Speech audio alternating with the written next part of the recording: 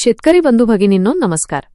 वेळीच कीड नियंत्रण केल्यामुळे उत्पादन खर्चात बचत होऊन उत्पन्न वाढते। याकरिता निंबोळी अर्काची फवारणी अत्यंत फायदेशीर आहे।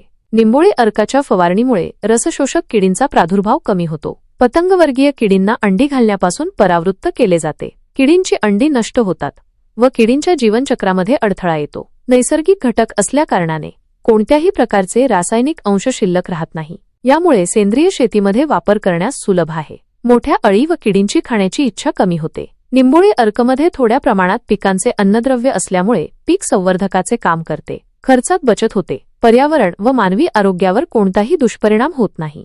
आता जाणून घेऊ निंबोळी अर्क तयार करण्याची पद्धती। कडुलिंबाच्या झाडामध्ये असलेले ॲझाडिरॅक्टिन हे कीटकनाशकाचे काम करते। या घटकाचे प्रमाण बियांमध्ये जास्त प्रमाणात असते।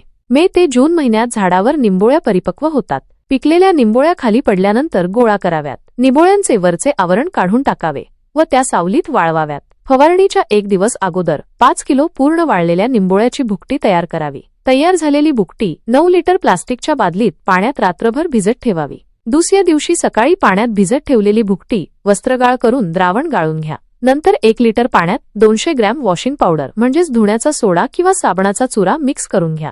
हे वॉशिंग पावडरचे द्रावण वस्त्रगाळ केलेल्या 9 लिटर द्रावणात मिसळून एकत्र करून घ्या। हे 10 लिटरचे द्रावण तयार होईल। का टाकीमध्ये 90 लिटर पाणी घ्या व वरील 10 लिटरचे द्रावण त्यामध्ये मिक्स करून घ्या आणि ढवळा। अशा प्रकारे 5% निंबोळी अर्क तयार झाला आहे। योग्य परिणाम मिळण्यासाठी नेहमी ताजा अर्क वापरा। ऊन उतरल्यानंतर संध्याकाळी फवारणी करावी।